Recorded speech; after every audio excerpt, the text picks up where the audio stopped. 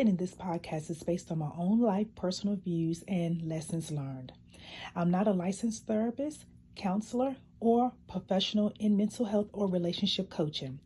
The discussions here are meant for inspiration, encouragement, and personal reflection, not as a substitute for professional advice. Additionally, the podcast will not contain any details or discussion regarding my children's families out of respect for privacy and personal boundaries. Listener discretion is advised as some topics may be sensitive in nature. My goal is to create a space for healing, growth, and empowerment. If you or someone you know is in need of professional support, I encourage you to seek guidance from qualified professionals. Thank you for tuning in. Welcome to The Outlet with Shauna M. Welcome back. We're now on episode 4. Can you guys believe we made it through 4 episodes? Oh my gosh, this is so exciting. Look, we got through episode 1, exposed, episode 2, same difference, episode 3, mirage. Now we're on episode 4, vacationing while in the desert. That just sounds like a great topic. I'm excited to dive into that. What it's like to be vacationing while in the desert. So again, on this journey, we're working towards our paradise. And in order for us to get to our paradise, I explained in episode 3 is a few things that we need to work on. So the key to getting to our paradise is working on our healing, working on asking for help from God, and working on asking for guidance. Those are the things that's going to get us into our paradise. Remember, we're trying to develop peace within ourselves because we know once we develop peace from the healing processes that we need to go through, then hey, we'll start walking into our paradise. How many of you guys are ready to get to paradise? It's going to be a place where we're going to feel fulfilled, we're going to feel safe, we're going to feel secure. And we're just going to be in a place where we're thriving, a place where we're nourishing. And I know I keep saying that in each episode, but I really want you to know what paradise should feel like to you. A friendly reminder that paradise is a state of mind. Paradise is not a physical location. So we want to speak to our mind. We want to speak to our soul, our spirit, and all those things that make us feel whole, all those things that complete us. And as we're working on our peace, I want to make sure that we are developing ourselves in every area of our lives, meaning professionally, meaning in church, meaning in our relationships, and all things that we're doing. We want to align ourselves with God so He can give us peace in every area of our lives. And once we work on that peace in every area, we're going to be walking into our paradise. So how many guys are ready to go to paradise with me? Because I'm ready. I'm ready. We're going to get to that soon. We're going to get to paradise because, once we get to paradise, we're going to really talk about some great things and what it feels like being in paradise. Then we're going to talk about great things to help us stay in paradise. Paradise is there for everyone. Paradise is a place that we all should be able to dwell in. God grants us peace. So in that peace, He also gives us security. And that's what paradise is, just feeling safe and secure. And even in the midst of chaos, we still feel safe in His arms. We still feel secure in His arms. So it doesn't matter what's happening around us. We have that safety net knowing that our God has us, knowing that we can get through anything with God on our side. So it doesn't matter how big the struggle is. It doesn't matter how big the situation may be. Remember, our God is bigger than all the things that can come up against us. So we have to remember to trust Him. We have to remember to rely on Him. And that's going to help us get to our paradise. We also got to get past the healing. We got to work on forgiveness, okay? We got to work on not carrying around a lot of baggage from past relationships and carrying around a lot of hurt and pain from past relationships. And this could be any type of relationship. Again, this is just not with a partner or from a marriage or anything. It could be from a parent. It could be from a sibling. It could be from someone who hurt you, from your church. It doesn't matter. But all I'm saying is I don't want anything to hold you back from your paradise. God said we can have paradise right here on earth. Right? So I want us to live in paradise. I want us to glorify in paradise. I want us to be, in a place where we can just really thrive, a place where we can really grow, a place where we can just evolve and be the person that we want to be for not only ourselves, but for our children, for our friends, for our community. So those things are important into getting to our paradise. So, episode 4 is titled Vacationing While in the Desert. What does that sound like to you? Vacationing while in the desert.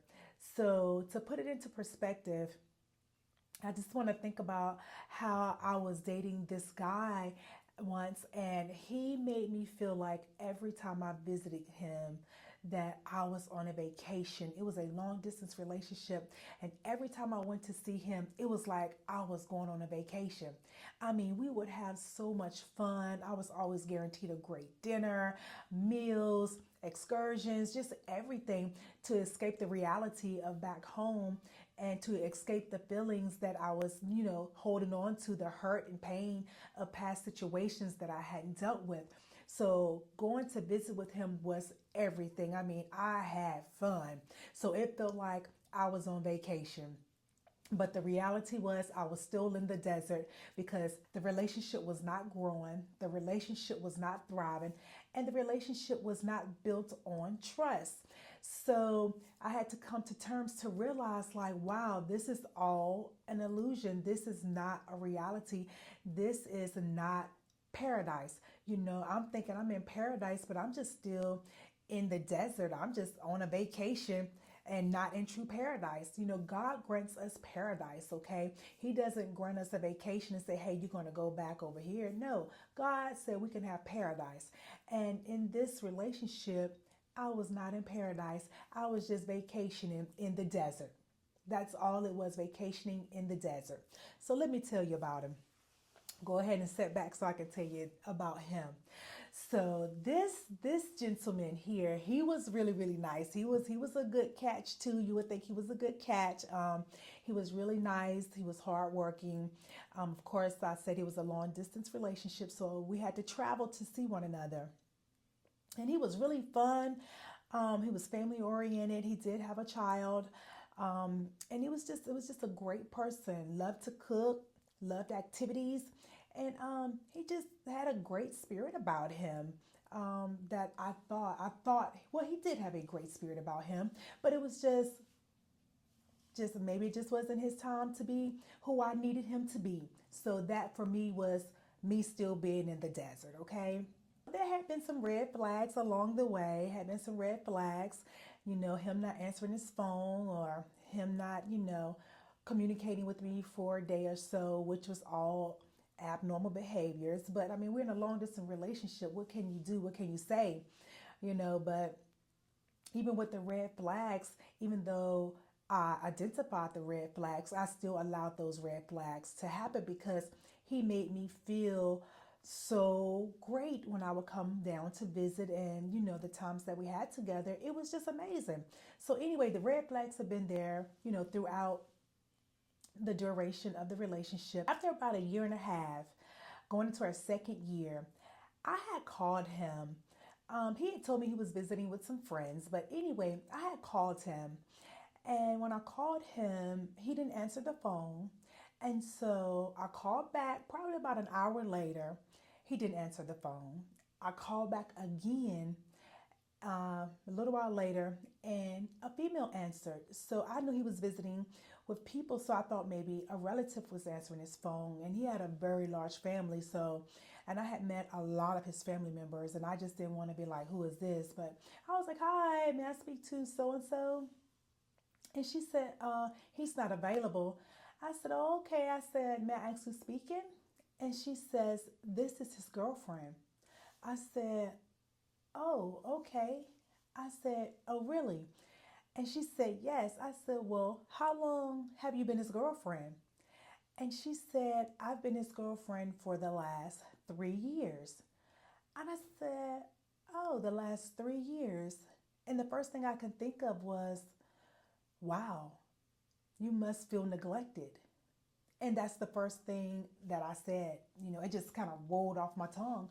I said, wow, you must feel neglected if you've been his girlfriend for 3 years. And she said, well, as a matter of fact, I have. She said, I know that he comes to visit you on all the holidays. I know that he spends time with you at least every other weekend. I know that you come visit him almost every other weekend, or he's visiting you every other weekend. And so, yes, I have felt neglected, but that's just what it was. But I am his girlfriend, and the times he's not with you, he's with me. So I said, okay. And in a state of shock, I just, kind of was like, what am I supposed to say here? So I just hung up the phone. I hung up. I didn't know what else to say. I just kind of hung up. I was in shock and I was just sitting there replaying the conversation over and over and over in my head. And I'm like, this girl has told me that she's been his girlfriend for the last 3 years. And I'm like, we've been everywhere together. We've been doing everything. We've taken trips. We've done this. I go to his home. I stay the weekend. He come to my home. And I'm just like, how can you be someone's girlfriend and you knowing this is going on? So I'm like, if that's his girlfriend, then who am I? Am I the side piece? Who am I? So, I had to figure out what was going on here. So again, I had stated that I knew his family very well. So I called a close relative of his and I was just talking to them about the situation. And they went on to say, well, I knew eventually this was going to come out. And I'm like, you knew? And they said yes. And I'm sorry. I knew it was going to come out. And I'm just sorry. And I was just in shock. I couldn't believe it. I don't know why I couldn't believe it, but I should have, okay? It's just how things happen sometimes. So, with me being the person that I am, I had to get him on the phone. And I had no way of contacting him without possibly the female answering the phone again. So the next morning, he called me and acting like nothing ever happened. So I'm telling him this girl answered the phone and he's like, oh, I don't know what girl had my phone. I lost my phone in the club last night. You lost your phone in the club last night? I'm like, okay. I might have been born at night, but it wasn't that particular night. But anyway, just telling me lies, feeding me lies, telling me that he had lost his phone in the club, and then some girl must have picked up his phone in the club and said that she was his girlfriend. That was just the most that was probably one of the worst lies I've ever heard. But anyway, he was sticking with it, and it was nothing I could say about it at that time.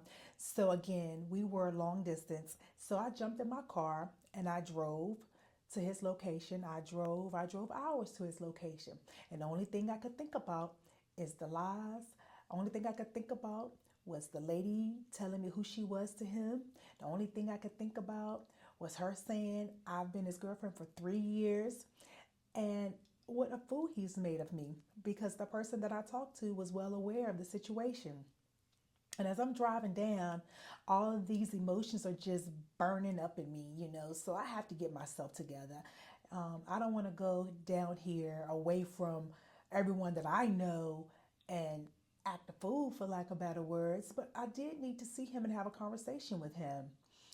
So I drove down. I pulled up to his residence. Just so happened he had family members around. So I had to play my position very cool. And I was asking him about the situation. That was his story, and he was sticking with it. Somebody answered his phone. He didn't know why the relative had told me what they said, but that was not true. The relative did not know what they were talking about, and they shouldn't have never said that. His phone was misplaced, and a girl from the club answered his phone. So that was his lie, and he was sticking with it. And in that moment, I said, "It's over. It's over. It's over." I was upset. I was hurt. And I was disappointed because he was a really, really nice guy. And I just did not expect that from him.